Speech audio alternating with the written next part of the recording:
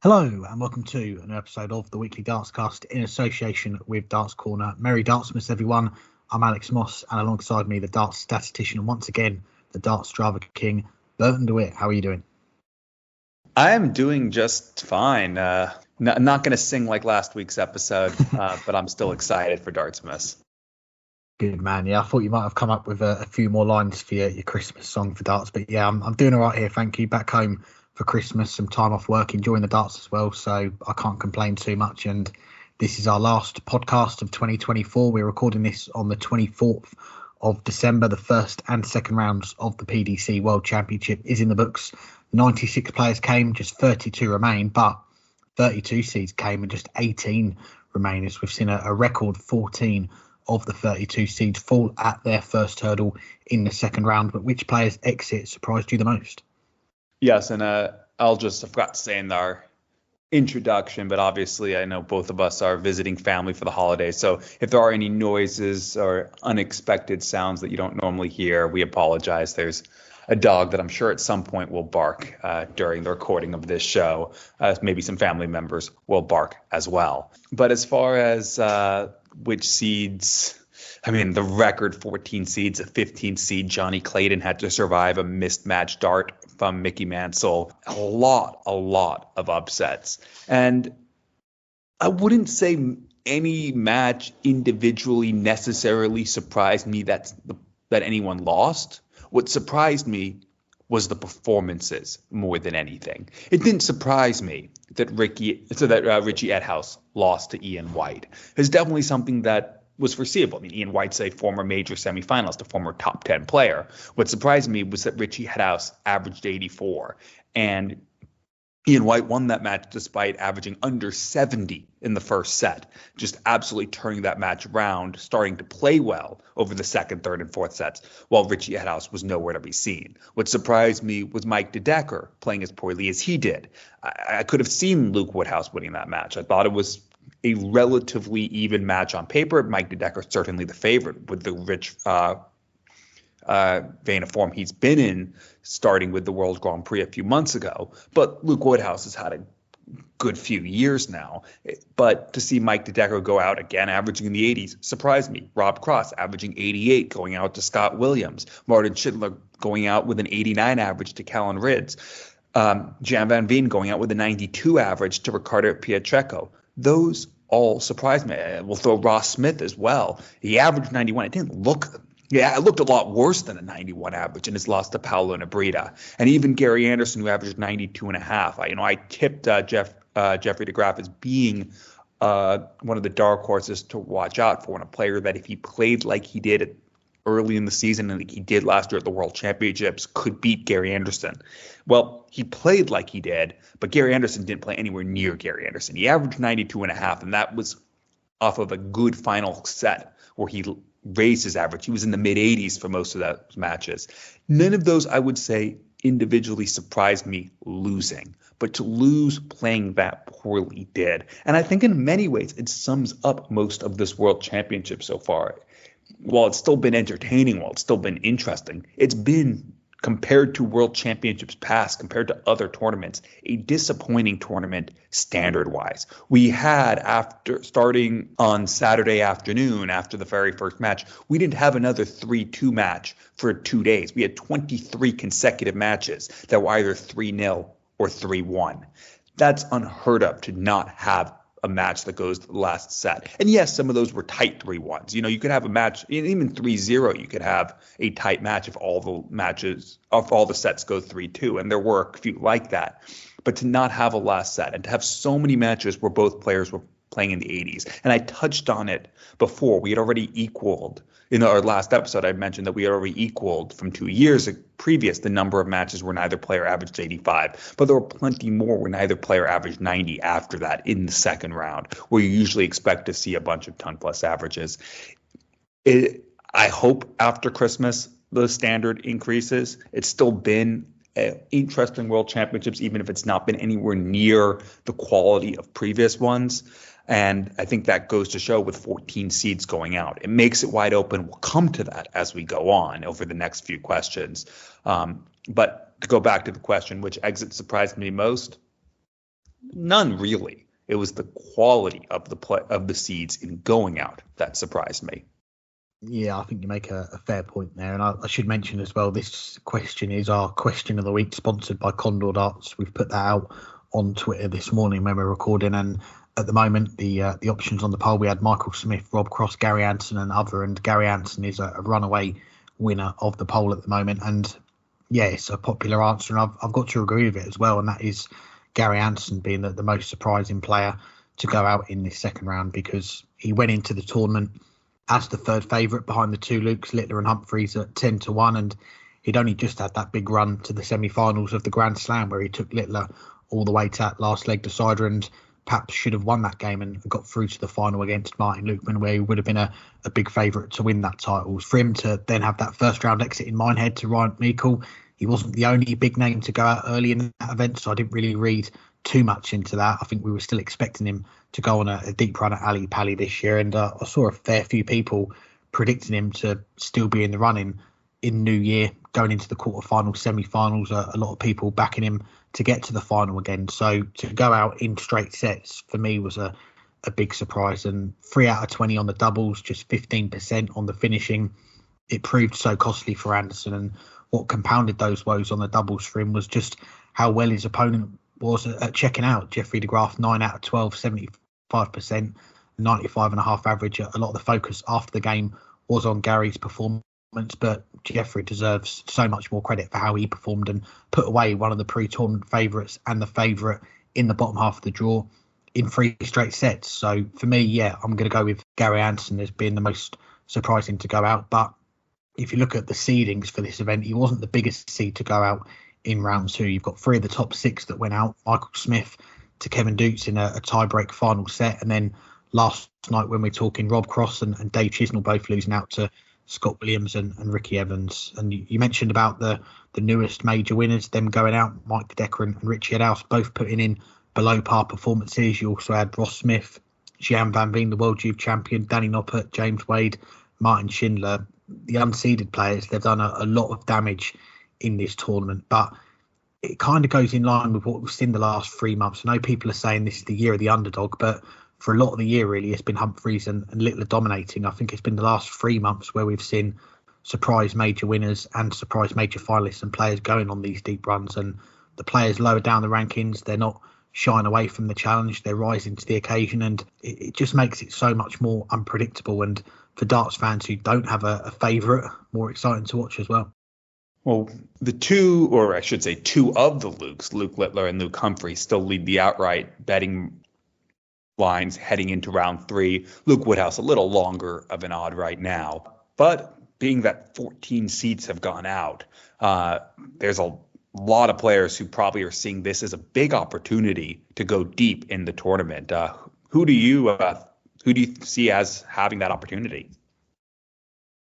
Yeah, I think there's going to be a few people looking at it now after the second round has come to an end. We've got 32 players left thinking I've got a real chance of going on a deep run here. And before the first dart was thrown at Ali Pally way back on December 15th, we were looking at the third quarter of the draw as a quarter of opportunity for a number of players to go on a deep run in this World Championship. Obviously, the top 2 quarters, you've got Humphreys in 1, Littler in 2, the 2 players that top the outrights, as you mentioned. And then in that fourth quarter, you had Michael Van Gerwen, the 3-time champion, and Gary Anderson, who we've just spoken about, who is out of the tournament now. But that third section, the highest seed was the number 2 seed, Michael Smith, another early casualty. And actually, we talk about all the seeds going out. He was the only one of the 8 seeds in that quarter to lose. So for the 7 seeds that made it safely through to the third round, plus Kevin Dukes, who conquered Michael Smith, I think all 8 of them are going to be looking at their draw now and really believing that they can come through that quarter and be in the semi-finals on the 2nd of January. And all the other quarters, you've got an odds-on favourite, but in this third quarter, Gerwin Price just under a 3-1 shot ahead of Chris Dobie, who's just above that. The fourth quarter, I just touched on a moment ago with MVG and Anderson. Well, now just MVG in there, and we know Michael, he's got such a strong belief in his ability, but in the build-up, he wasn't being talked about like he has been in previous years. He's not won a major since September of last year, a ranking major. You've got to go back to November 2022, over 2 years ago now, yet he is still the world number 3, and he's in a quarter of the draw that's lost 5 of the 8 seeds, and the biggest threat, Gary Anderson, out of the picture. So you look at MVG's route now to the quarterfinals. He's got Brendan Dolan in the third round. Then it's going to be the winner of Jeffrey de Graaf and Paulo Nebreda. He's lost to Dolan before on the big stage at the match played not so long ago. I think it was last year or the year before. And de Graaf and Nebreda, they've already taken care of Anderson and Ross Smith. So Van Gerwen, he does need to be wary about those 3, but on paper, he is going to fancy those matchups and spending New Year's Eve in London, still in the tournament, and his bid for that 4th world title still being on track. And just quickly touching on the very bottom part of the draw, you've got Ricky Evans against Robert Owen and Dimitri Vandenberg against Callum Ridds. One of those 4 will be in a World Championship quarter-final, likely against Michael Van Gerwen. Vandenberg, a 2-time major winner, got his second one this year. He's been in the semi-finals before at Ali Pali. Callum Ridds, a quarter-finalist 3 years ago. The other 2, they're looking to get into the last 16 for the first time. And I think all 4 of them, again, are going to be looking at it going, I've got a real shot here to make the quarterfinals. Yeah, I agree with most of what you said there. I have really nothing to add for quarter 3. As you mentioned, 7 of the seeds making it through, but it is, especially for the players in the bottom half of that quarter, I think it's a huge opportunity because all of them had in differing degrees disappointing seasons. Johnny Clayton, Daryl Gurney, Gurren Price, Joe Cullen, one of them will be making it at least to the quarterfinals and have every chance to make it to the semifinals, especially the last 2, Price and Cullen, really disappointing years. Gurney uneven, Clayton coming into his own in the second half of the season after a hard start to the season, but a huge opportunity for one of them. In quarter 4, you mentioned MVG's the most likely, but we don't know where MVG's game is. He didn't make any mistakes against James Hurl, but he could have afforded a few because James Hurl didn't show up for that match. Dolan's beaten him before. I've no guarantee that MVG will get through that match. And if I'm Jeffrey de Graaf or Paulo Nebreda, I'm liking my chances. I think both of them have the game to push MVG if MVG's not on his. But then you also have like Robert Owen needing a win to save his tour card, and probably thinking he can go even further because of the players on his part. He's done better than Ricky Evans. He's done better than Dimitri Vandenberg. He's done better, at least other than the first round, than Callum Ridds, at least in the second round did. Opportunity for any of those players, but especially for Robert Owen, to not just save his tour card, but to put his tour card out of reach for the following year with a deep run. But looking even at quarter 1 and quarter 2, it's not necessarily smooth sailing for the Lukes to get to the semifinals. They are the likeliest in both quarters, although obviously as for people who listened last week, no, I'm not picking that per se since I have Stephen Bunting to win the tournament. But neither of them were on their best, at least for the entire match in the first round. Luke Humphries could have been vulnerable against a stronger opponent, and Luke Littler was definitely vulnerable for the first 2 sets in that match. Easily could have been 2 sets down. Obviously, he lifted his game and had the greatest set in the history of the World Championships in the 4th set, averaging 141 and taking a dart off the record for fewest darts to win a set. But he was definitely vulnerable up until then. And if he plays like he did in the first 2 sets, both Ryan Joyce and Ryan Searle are there to, well, one of the 2 will be there to beat him in the last 16. It wouldn't surprise me if they did. And as far as quarter 1, the best player so far has been Jermaine Wadamina. And I would not put it past Jermaine to beat Luke Humphries. He's playing the darts of his life. He's playing really good stuff. He's still not as consistent as he needs to be. And, we've seen that lead to him going out early in some tournaments, but he's been able to string it together to make his first major final in the European Championship. And I don't think he's going to be afraid of the world number 1. I don't think he's afraid of anyone. And if he's playing at that 100 average, yes, he could end up losing 4-0 to Luke Humphries if Humphries averages 108. But if Humphries is playing even just a little bit better than he did in the second round, he's there for the taking. And this is an opportunity for Jermaine Wadamina to get himself back into the top 32 and maybe go even further.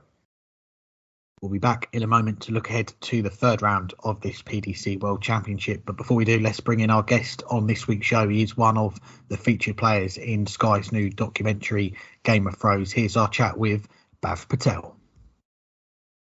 I'm pleased to say we're joined by one of the featured players in the new Game of Thrones documentary on Sky, Bhav Patel. Thanks for the time, Bhav. How are you doing? Yeah, not too bad, mate. How are you? Doing well, thank you. And we're talking on the week that this year's PDC World Championship gets underway. Unfortunately, you're not in the lineup this time, so I'm guessing the emotions are a lot different this year than they were this time 12 months ago when you were about to make your debut. Quite a bit different, I'll be honest with you. Last year was all pretty much a whirlwind, I'd say, few months, and then pretty much the whole year was unexpected. And this year, I'm gutted. I can't play. I'm not allowed to play this year. So it's one of those things. But hopefully, I'll be back next year, giving it another go. Yeah, we'll touch on that later. Let's just circle back to last year, though. Your Ali Pali debut. What was the whole experience like getting up on that stage for the first time and playing in what is the biggest darts tournament in the world? I don't think there's anything better. It was absolutely unbelievable to be on the stage. You know that you've watched every Christmas, and realistically, I'd never thought I'd ever play on that stage. So to get that opportunity was absolutely incredible. And you kind of, when you're in that moment, you zone out of the actual surroundings and you're just focused on playing darts. So that's probably the one thing I wish I took a little bit more in when I was there. It's actually when I was up on the stage, I was just so focused on playing darts, I didn't really take in the whole atmosphere and everything that goes with it.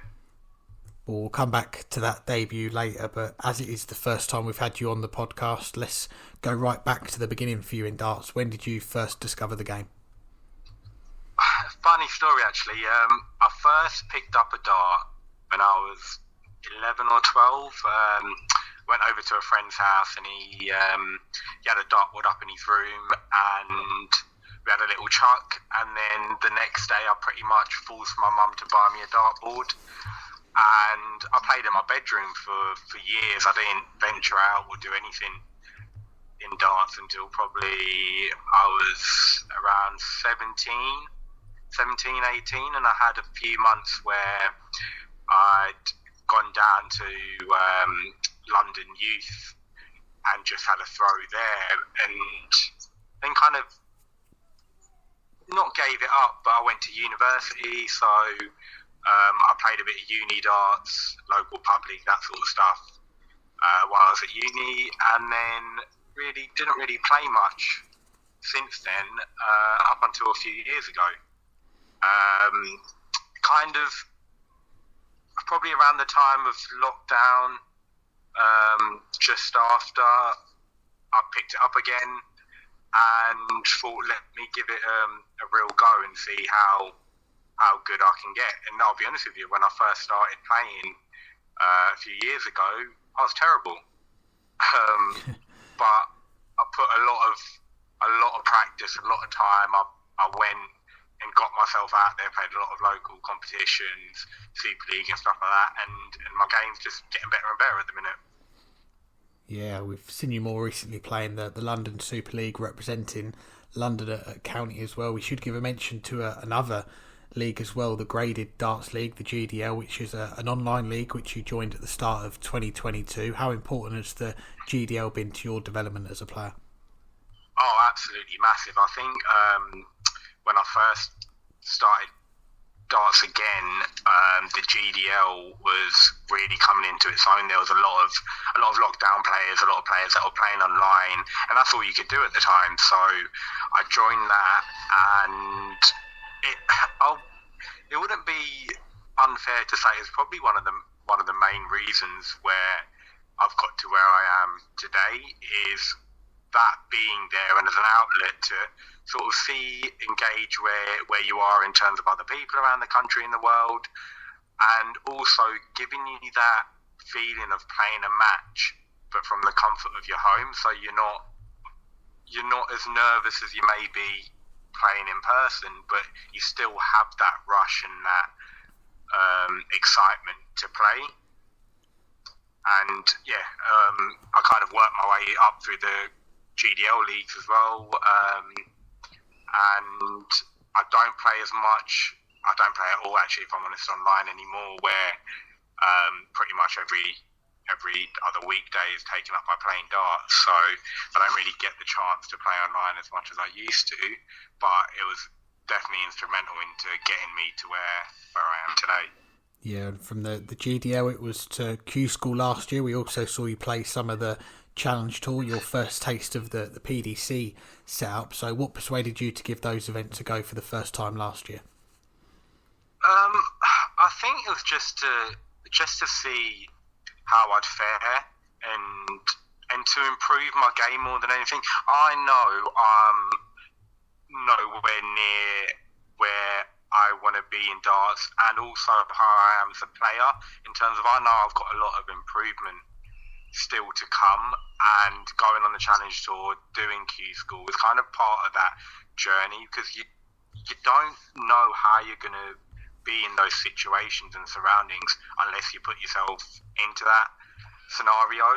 And I don't think people realise how difficult playing darts at a high level is. Like, winning a Challenge Tour, having a good run on a Challenge Tour is so difficult. There's so many good players coming through. There's loads of kids coming through. And it's really difficult to succeed on that. And the only way you're going to improve is by putting yourself in those scenarios and pushing yourself to see where you are currently and where you need to be and need to go to get to that higher level. Definitely. And then in October last year, you fly out to India to play in the Indian Qualifier for the PDC World Championship. Was that the first time travelling to India to play darts? Had you been there before at all? So me and India have a funny relationship. I actually lived out there when I was a kid for a few years, when I was much younger, and then I've been to India pretty much every year since. I'd go for summer holidays, I'd go occasionally with my dad and my mum, just kind of to see my grandparents, see my family out there. So I've always been going to India for my whole life, really. But it was the first time actually I'd probably been outside of England to play darts, and it was an experience. Like, you go from here where darts is really well established and the setups and stuff are really up to standard, and you go to India and it's a developing country in darts. There's a lot of good dart players that need the help in getting things set up and real organisation and structure there. And I think once that's achieved, Indian darts can be really big. There's a massive population, there's a massive group of players out there, and it just needs that sort of boost. And, you know, someone taking that forward with them. Once we got out there, I felt fairly comfortable playing out there, because I kind of knew the level I was at when I went out there, and I'd done a little bit of research and saw the sort of level that was out there at the time. So I felt fairly comfortable. Like with anything, your intention is to go out there and win it. And of course, if you don't know the story, I didn't quite manage to win the qualifier, lost in the final, but where things sort of transpired, it kind of went in my way and got me to Ali Pali. Yeah, I was going to touch on that next. You had a great run in the qualifier, getting to the final, losing out to Prakash Jiwa. You said afterwards you ran out of steam, but a month later Prakash is suspended. When did you first hear any sort of rumours that Prakash's spot at Ali Pali might be in trouble?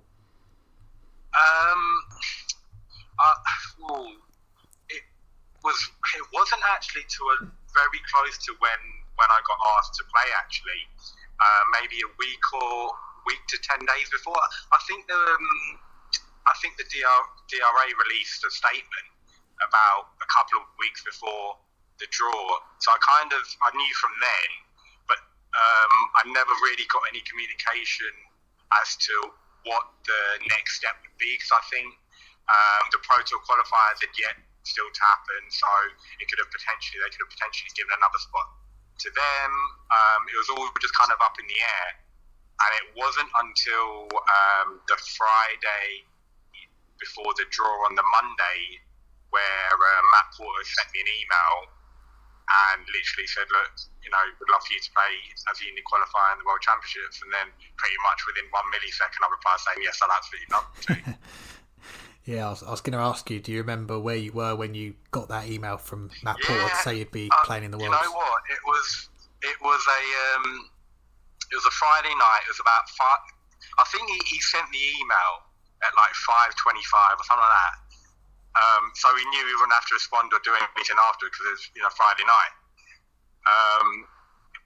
And so yeah, as soon as I get the email, I just finished up working. I was just getting ready to close the shops up and just go back home, and I see the email, and at first you can't believe it, right? Like, it's something that you dream of doing, and to get that opportunity and to have it now was quite surreal. So yeah, the first thing I did was reply.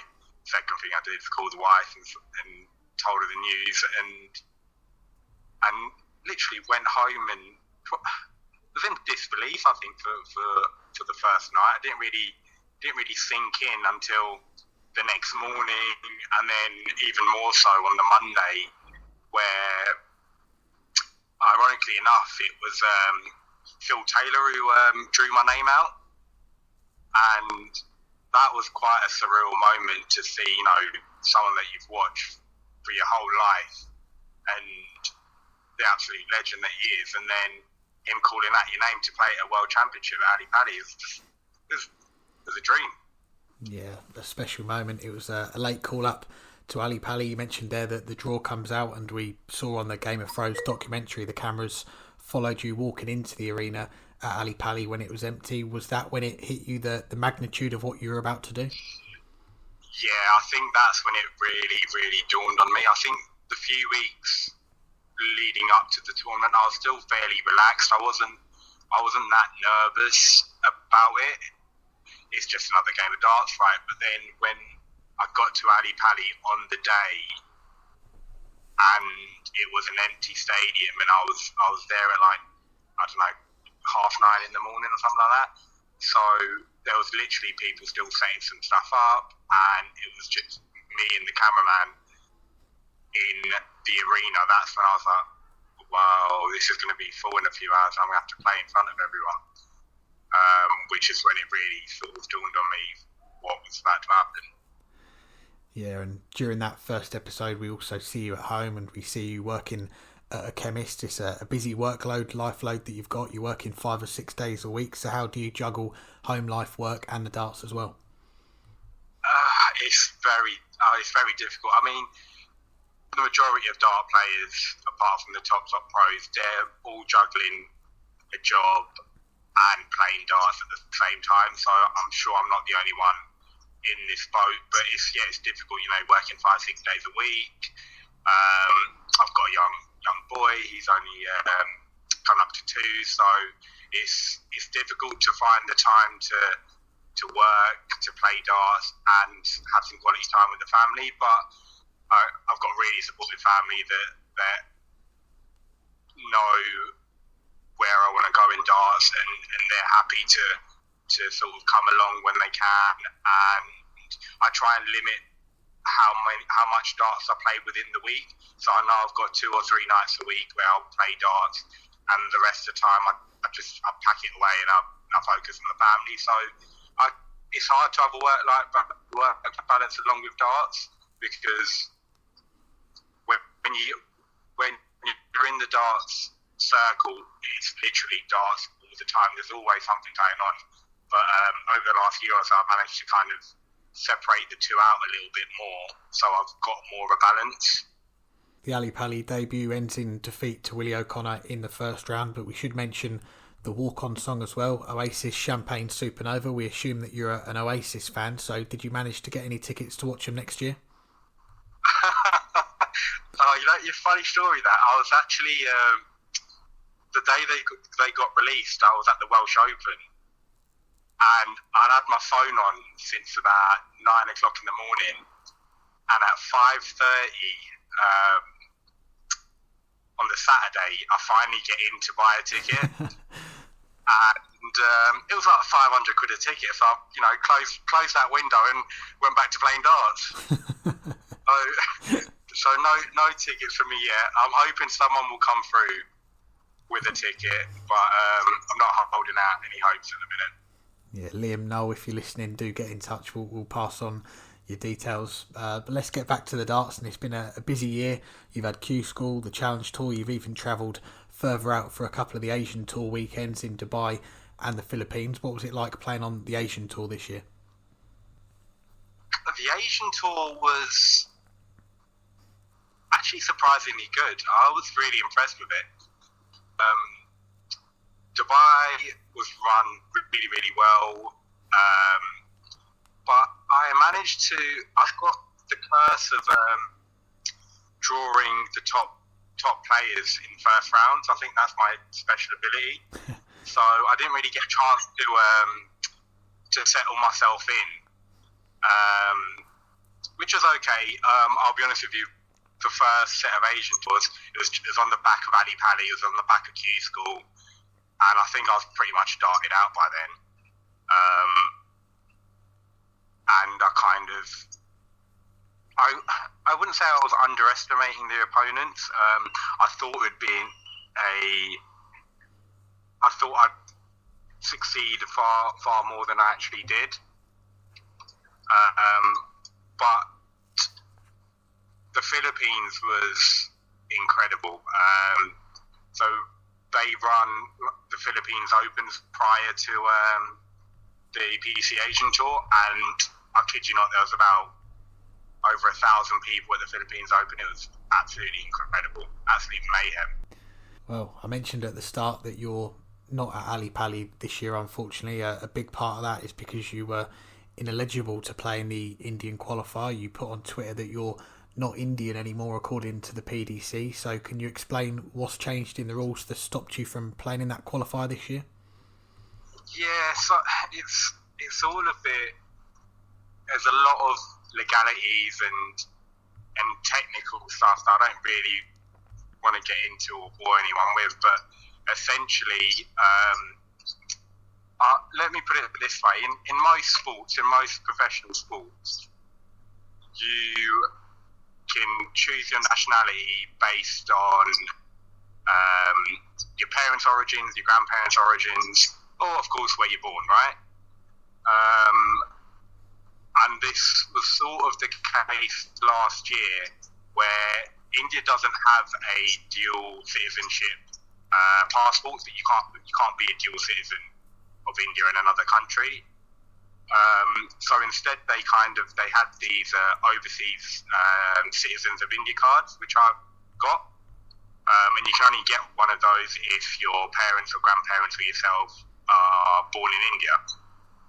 So that's how I played last year. This year, there's a new organisation that came in to manage the qualifier for the PDC out in India, and they basically rejected that document as eligibility for playing. And to be fair, it's a really difficult one. I don't think neither the PDC or the organisation or myself are in the wrong. It's a lot of technicalities and stuff which has basically made me ineligible for life. So I'll never be able to represent India again with this ruling, unless the PDC change their rules. I'm never going to be able to represent India in the current rules, which is really quite disappointing for me. Even though I'm born here and been brought up here, a massive part of my identity and myself is is being Indian, and my parents, my grandparents, and everyone else. So not having that ability to represent India is really quite upsetting. And where I was with the journey I've been on in the last few years, and where I kind of wanted to take darts for India, and players of colour, it's disappointing that I'm not going to have that opportunity going forward for the time being. Yes, completely understandable. I know you've said before that representing your parents, your grandparents' heritage means an awful lot to you. Is it something that you've looked further into? Have you spoken with anyone at the PDC to see if it's a rule that they can change or look into? Well, I've spoken to the PDPA. The rules and regulations are quite clear. Like, there are ways that I could go about representing India again, but they really don't fit into my life at the minute. It would be literally going back to India and staying there for 5 years and stuff like that, which, I mean, someday in the future might happen, but at the minute there's no chance of it. And the annoying thing is, it's as simple as the PDC just changing their rules to allow players to pay for their parent or grandparent heritage, and that would kind of cover any nation. It wouldn't just be India, it could be any nation. So, for example, someone else that isn't born in a country, they wouldn't be able to represent their forefathers' country as well. So it's not just an Indian issue. It's any country which doesn't have a dual citizenship sort of arrangement. Well, we'll finish up with a couple looking ahead, and 2025. What does the calendar look like for you right now, darts-wise? What have you got your eye on for next year? Oh, you know what? 2025 is going to be the biggest year for me in terms of how much darts I play. I've got Q School coming up in January, and obviously we'll see how that goes. And then, depending on that, will determine challenge tours. I'm going to do a lot of WDF if I can't get on the tour this year. And my next step would then actually, if I don't get a tour card, will be to try and make Lakeside. That's my big goal for the year, depending on how sort of January goes. So a lot of WDF weekends all over. Challenge tour, the ADC have really stepped up their tour, and it looks really, really good. A lot of opportunity for players, so I'm going to focus on that as well. Again, it all depends on how January goes. If it doesn't go to plan, there's actually, you know what? It's not even if it doesn't go to plan. Having a tour card isn't the be in and end all anymore. There's so much darts available to play at a high level. It doesn't really matter if I get a tour card or not. It'd be nice, of course, but the ADC, the WDF, Modus, there's so much other opportunities you can take. So I'll be trying to qualify and get into as much as I can. Yeah, there's plenty to go for. And lastly, before we let you go, we'll finish with a prediction. Who do you think is going to lift the Sid Waddell Trophy on the 3rd of January? You know what? My heart is saying Luke Humphries. I think he's an absolute legend of what he's bringing as a world champion, the world number one. I think he carries himself so well, but he's not been playing the greatest, and if it comes down to form, I'd probably say Littler's going to win it this year. But actually, no. You know what? Who I really want to win this year is Gary Anderson. That would be amazing, because he is playing unbelievable. Well, we shall see in a few weeks' time. Bavis, great to get you on the show. I appreciate you taking the time. Wish you all the best for the rest of this year and going into next year. What sounds like it's going to be a busy 2025 for you as well. Thank you so much. Thanks again to Bav for joining us. Now looking ahead to the 3rd round at Ali Pali gets underway on the 27th of December. The lineup is confirmed, the schedule is confirmed, but which ties are you most looking forward to? There's about 16 of them that I'm looking forward to, but I don't think we have enough time for me to go through all 16 of those. But I've put down 4 that, for different reasons, that stand out to me. Starting in the second quarter, Ryan Joyce against Ryan Searle. Searle was flawless against Matt Campbell. Yeah, okay, Campbell missed quite a few darts at double in that match, and it was a match that easily could have been more competitive, or at least to have more competitive scoreline. But Ryan Searle didn't make any mistakes. He played what we normally expect out of him. Ryan Joyce has had 2 good matches, but he definitely can play better. And he's a player who takes every chance you give him. I think that's going to be a really interesting match, the Ryan Derby.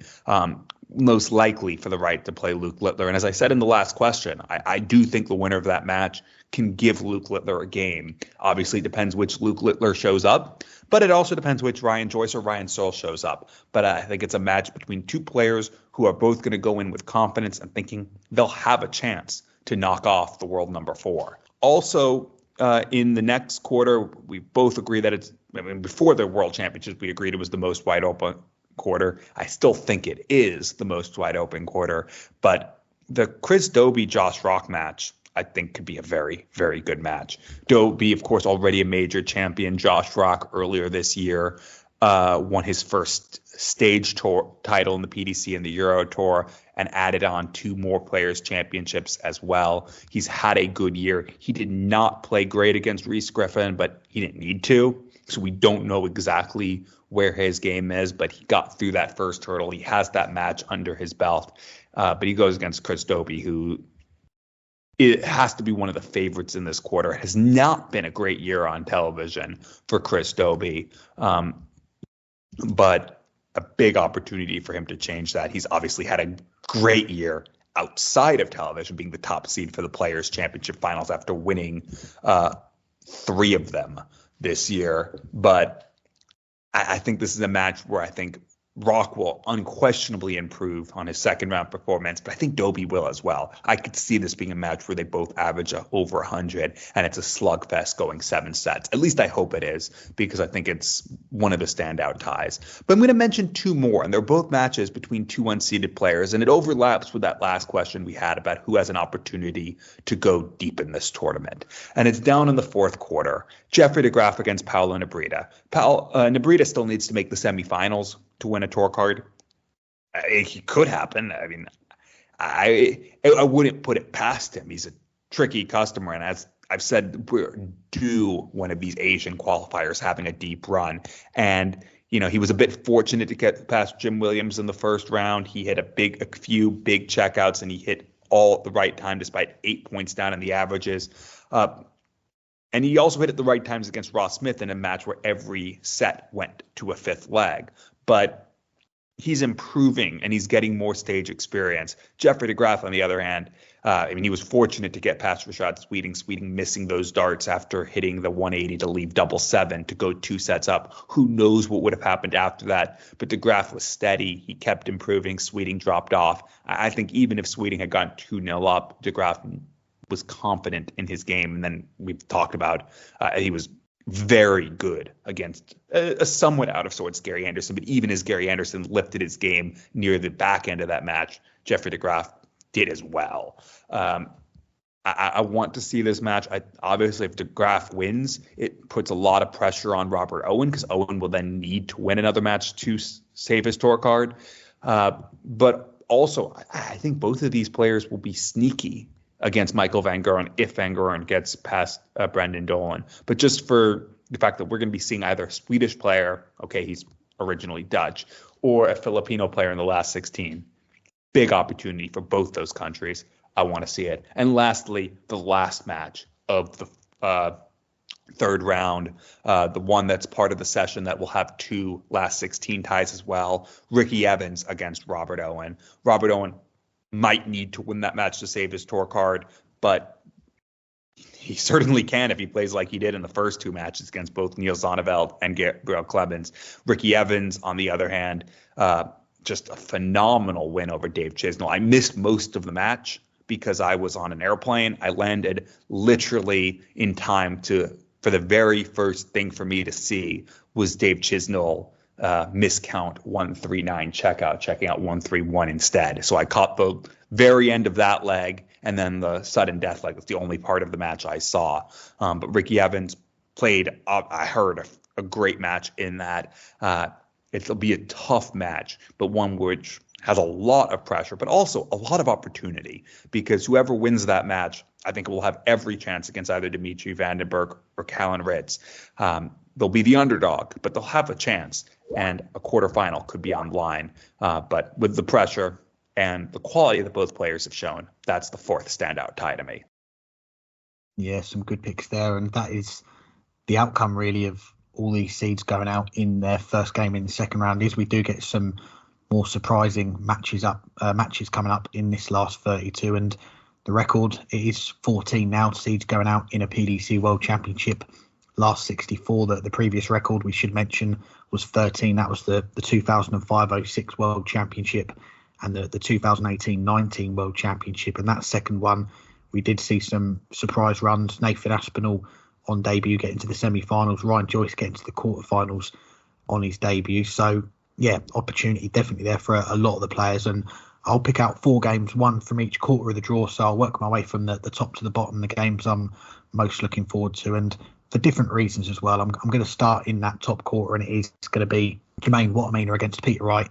If you'd have said before the start of the tournament that 14 seeds are going to go out before Christmas, I'm sure most people would have had Peter Wright down on their list of seeds to go out, especially with Wesley Plycia, the back-to-back World Master, being his likely opponent in the second round. But Peter came through that game. He had a bit of luck along the way, but I'm interested to see how he performs, because that game was on day 3 of the tournament, which is a week ago now, and he's going up against Watterminer, someone that I know you've spoken a lot about this year, and we've seen what he can do getting to his first major final. He's performed very well in this tournament already, to high 90s averages. So can he produce that again? Because if he can, the likelihood is that he's going to make the last 16 at Ali Pali for the first time. Second quarter, I'm going to go with Scott Williams against Ricardo Pietrexco. Williams, he is box office on the big stage.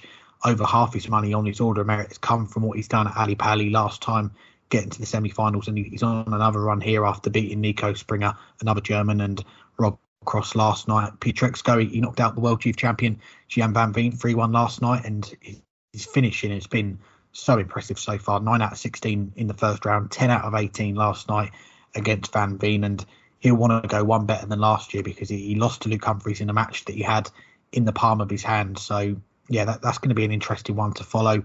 Third quarter of the draw, there's some great matchups here, but I want to be sat in front of the TV for that Going Price Joe Cullen game. And we've not talked about it on this show, but Cullen grabbed a lot of attention for his post-match behaviour after beating Wessel Nyman 3-0, both players averaging 98. Cullen upset at how the media have treated him in the build-up to this tournament, basically writing off his chances, and we saw him walk out of his press conference after that win. Not a good look in my opinion, and I'm not going to make a prediction for this one, but Price against Cullen, I just hope both perform well, because it could go all the way to a 7th set and very deep in that 7th set, and it could be the game of the round, that one. And then lastly, fourth quarter of the draw, I mentioned it earlier, Dimitri Van den Berg, Callan Ritz. Callan Ritz, a phenomenal performance in the first round, that 107 average, dropped 16 points on his average, 91 average against Martin Schindler, who had an absolute horror show on the doubles, 3 out of 28. Callan Ritz, not much better, 9 out of 38, so he's going to need to be much better. But Dave Chisnell and Gabriel Clemens, the seeds that they would have played in the next round, they're out of the equation. So both players will fancy a quarter-final minimum now, so a lot on the line in that one as well. Well, we'll end with a question that's just for you, because Sky has released a behind-the-scenes documentary on last year's Worlds called Game of Throws. I've not had a chance to watch it, but I know you have. What did you make of it? Well, a question just for me. I thought it was going to be about Colchester's chances of making a late push for the playoffs after Christmas, but no.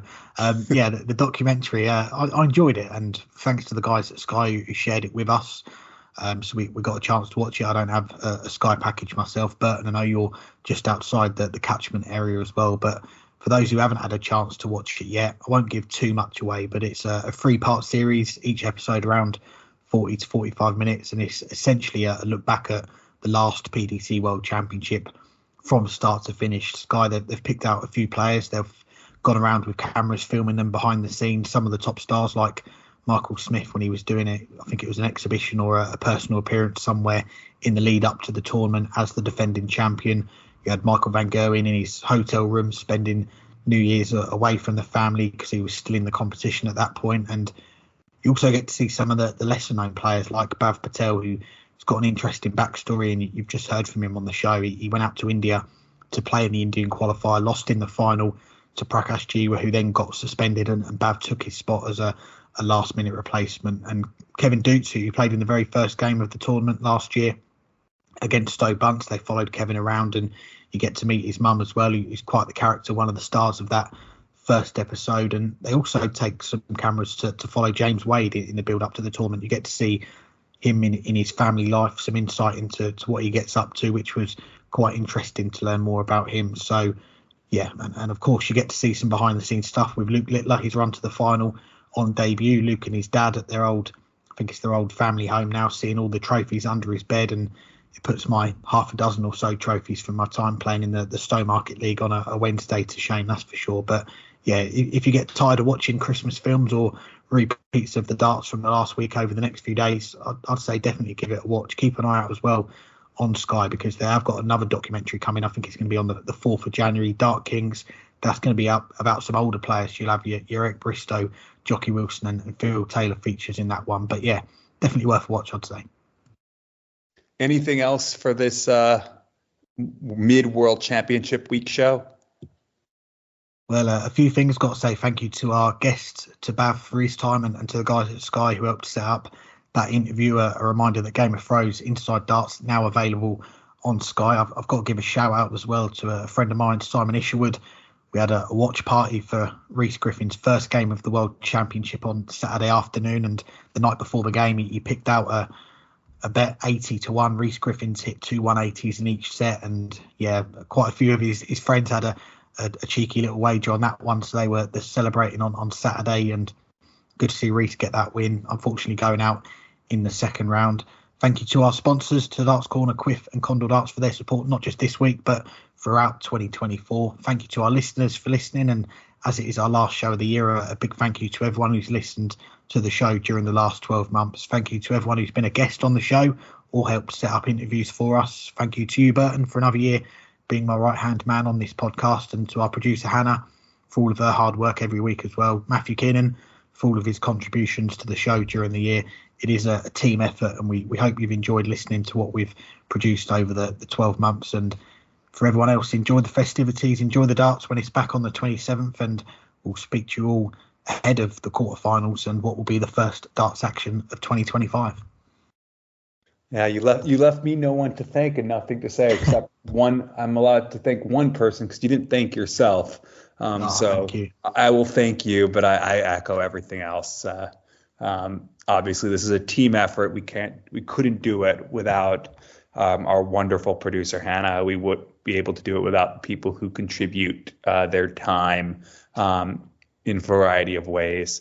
I hope everyone has a happy Christmas. I hope everyone has a very merry Dartsmas. We'll be back at some point, maybe with a first-time world champion to talk about, maybe with a repeat. Who knows? We'll find out. You have to hang tight for that, and then you can let loose and enjoy the darts.